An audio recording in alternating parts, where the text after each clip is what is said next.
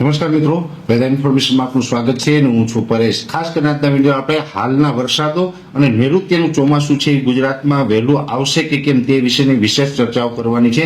સૌપ્રથમ તો હું આપને એ જણાવી દઉં જે અત્યારે આપણે અરબ સાગરની અંદર જે એક લો પ્રેશર બન્યું હતું એ લો પ્રેશર છે એ ગોવાથી નજીક હતું અને એ લો પ્રેશરને કારણે જે અત્યારે આપણે ગુજરાતમાં પણ વરસાદો પડી રહ્યા છે। અત્યારે એ લો પ્રેશર સિસ્ટમની અસર છે। આમ જોવા જઈએ તો 21 તારીખથી જે વરસાદો ચાલુ થયા છે આજે 26 તારીખ સુધી રાજ્યના અલગ અલગ વિસ્તારોમાં વરસાદો હજુ પણ કન્ટિન્યુ છે। જોવા જઈએ તો ગઈકાલે પણ ઉત્તર ગુજરાતના જે સાબરકાંઠાના ભાગો હોય, મહેસાણાના ભાગો હોય, મધ્ય ગુજરાતના અમદાવાદ સહિતના ભાગોની અંદર ગઈકાલે પવન સાથે જે વરસાદો નોંધાયા છે ને આ વરસાદો છે એ હજુ પણ છૂટાછવાયા વિસ્તારોની અંદર યથાવત રહેશે।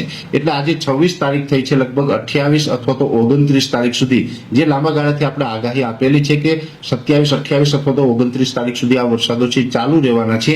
એ જ મુજબના વરસાદો છે હજી ગુજરાતના અલગ અલગ વિસ્તારોની અંદર ચાલુ રહેશે, જેમાં ખાસ કરીને સૌરાષ્ટ્ર અને દક્ષિણ ગુજરાતની અંદર હજુ પણ આવનારા 3 થી 4 દિવસ સુધી છૂટાછવાયા વિસ્તારોની અંદર વરસાદ જોવા મળી શકે છે। જોકે દક્ષિણ ગુજરાતના તમામ જિલ્લાઓની અંદર આની તીવ્રતા છે એ થોડીક વધુ જોવા મળે તેવી શક્યતાઓ છે। ખાસ કરીને જે આ વરસાદો પડશે તેમાં ગાજવીજ અને પવનનું પ્રમાણ પણ થોડુંક વધારે જોવા મળશે। એટલે એકંદરે જોવા જઈએ તો વરસાદો છે હજી 3 થી 4 દિવસ ગુજરાતના અલગ અલગ વિસ્તારોમાં ચાલુ રહેશે। એ પછી 30 અને 31 તારીખે વરસાદની તીવ્રતામાં ઘણો બધો ઘટાડો થઈ જશે અને ધીમે ધીમે પછી આપણું વાતાવરણ ખુલ્લું થઈ જશે। પછી આપણે વરસાદમાં વિરામ મળશે। પછી આપણે જે કંઈ ઉનાળુ પાક જે સાચવવાના હોય એ સાચવવા માટેનો એક ચોક્કસથી ગેપ હવે ટૂંક સમયની અંદર મળી જવાનો છે। આ એક ચોક્કસથી છે કે જે વિસ્તારો ખુલ્લા છે એને કદાચ અત્યારે ઉનાળુ પાક સાચવવું હોય અથવા તો બીજું કામ કરવું હોય કરી શકે છે, પણ અત્યારે જે છૂટાછવાયા વરસાદો છે 29 તારીખ સુધી ચાલુ રહે અને 30-31 તારીખમાં હળવું પડી અને ગુજરાતનું હવામાન છે એ ખુલ્લું થઈ જશે। હવે બીજી વાત કરવાની છે નૈઋત્યના ચોમાસાની। જેવી રીતે અત્યારે ગુજરાતની અંદર વરસાદો ચાલુ છે પણ સામે નૈઋત્યનું ચોમાસું છે એ પણ અત્યારે સમય કરતા વહેલું ચાલી રહ્યું છે। સામાન્ય રીતે જે 1 જૂને ચોમાસું છે એ કેરળની અંદર પ્રવેશ કરતું હોય છે, પણ આ વર્ષે સમય કરતા 8 દિવસ વહેલું એટલે કે 24 મે 2025 ના રોજ નૈઋત્યનું ચોમાસું છે તે કેરળમાં પ્રવેશ કરી ગયું હતું। ત્યાંથી પછી ધીમે ધીમે આગળ વધ્યું એટલે લગભગ કર્ણાટક હોય, કોંકણ ગોવાના ભાગો હોય, તમામ ભાગો કવર કરી અને આજે 26 તારીખના રોજ નૈઋત્યનું ચોમાસું છે તે મહારાષ્ટ્ર સુધી પહોંચી ચૂક્યું છે।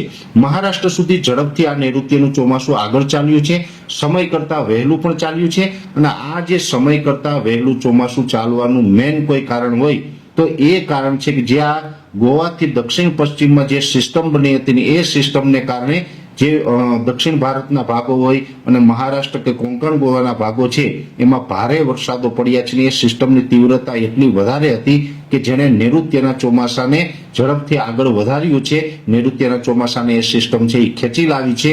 એટલે અત્યારે પણ જે ચોમાસું છે એ આ સિસ્ટમની અસરને કારણે થોડુંક વહેલું ચાલ્યું છે, એટલા માટે આપણે ચોમાસું વહેલું આવ્યું। પણ ખાસ આ સિસ્ટમ છે હવે ધીમે ધીમે નબળી પડતી જશે। આ લો પ્રેશર અને વેલમાર્ક લો પ્રેશર ત્યારબાદ ડિપ્રેશન સુધી આ સિસ્ટમ પહોંચી હતી। આજે 26 તારીખના રોજ જે અમારું છેલ્લું પ્રિડિક્શન છે એ મુજબ જોવા જઈએ તો સિસ્ટમ છે અત્યારે લો પ્રેશરમાં પરિવર્તિત થઈ છે। ધીમે ધીમે આ સિસ્ટમ નબળી પડી રહી છે। આવનારા 2 થી 3 દિવસની અંદર આ સિસ્ટમ છે સંપૂર્ણ નબળી પડી અને વિખાઈ જશે। એટલે 2 થી 3 દિવસ સુધી હજુ મહારાષ્ટ્ર, કોંકણ, ગોવા કે કર્ણાટક જેવા વિસ્તારો છે ત્યાં પણ ચોમાસાનો વરસાદ છે એ વધારે પડશે અને હજુ 2 થી 3 દિવસ ચોમાસું સતત આગળ વધતું રહેશે। પણ 2 થી 3 દિવસ પછી આ સિસ્ટમ વિખાઈ જાય ત્યારબાદ અરબ સાગરની અંદર બીજી કોઈ એવી સિસ્ટમો સક્રિય નથી જેને કારણે મહારાષ્ટ્ર સુધી ચોમાસું પહોંચી અને નિષ્ક્રિય થઈ જાય અને મોન્સૂન બ્રેકની કન્ડિશન સર્જાય તેવી શક્યતાઓ દેખાઈ રહી છે। આમ તો અમે ઘણા સમયથી આપને બતાવી રહ્યા છે કે આ વર્ષે મહારાષ્ટ્ર સુધી ચોમાસું પહોંચે અને ત્યાં આવીને મોન્સૂન બ્રેકની કન્ડિશન સર્જાઈ શકે છે। આ ઘણા સમયથી જે અમે અનુમાન બતાવી રહ્યા હતા આ જ પરિસ્થિતિ કદાચ હવે આગળના દિવસમાં 2 થી 3 દિવસની અંદર આપણે જોવા મળી તેવી શક્યતાઓ છે। એટલે મહારાષ્ટ્ર સુધી ભલે ચોમાસું છે એ સમય કરતા વહેલું આવ્યું પણ ત્યાં આવીને જો ચોમાસું અત્યારે આપણું અનુમાન છે એ અનુમાન મુજબ જો ચોમાસું નિષ્ક્રિય થઈ જશે તો પછી ઓછામાં ઓછા 10 થી લઈને 15 દિવસ સુધી કોઈ વરસાદી એક્ટિવિટી જોવા નહીં મળે અને ચોમાસું છે એ સંપૂર્ણ નિષ્ક્રિય થશે। ફરીથી પાછું અરબ સાગર સક્રિય થાય અને અરબ સાગરમાં સિસ્ટમો બનવાનું ચાલુ થાય તો કેરળ, કર્ણાટક, કોંકણ, ગોવા અને મહારાષ્ટ્ર થઈ અને પછી ગુજરાતમાં ફરીથી પાછું ચોમાસું રાબેતા મુજબ આવે। એટલે આ ચોમાસું જો હવે 2 થી 3 દિવસમાં નિષ્ક્રિય થશે તો 10 થી 15 દિવસનો વરસાદી ગેપ ગુજરાતમાં આવી શકે છે અને ગુજરાતની અંદર 10 થી 15 દિવસ સુધી પછી કોઈ નૈઋત્યનું ચોમાસું પ્રવેશ કરે તેવી શક્યતાઓ માનીને નહીં ચાલવાનું. એટલે ગુજરાતમાં ચોમાસું છે એ કદાચ હજુ પણ લેટ થઈ શકે. ભલે કેરળ અને મહારાષ્ટ્ર સુધી ચોમાસું સમય કરતા વહેલું આવ્યું, પણ ગુજરાતમાં કદાચ ચોમાસું વહેલું નહીં આવે અને મોન્સૂન બ્રેકની કન્ડિશન સર્જાશે. આગળ શું થશે એના ઉપર અમારી સતત નજર રહેશે, સતત એની માહિતી અમે આપણા સુધી પહોંચાડતા રહેશું.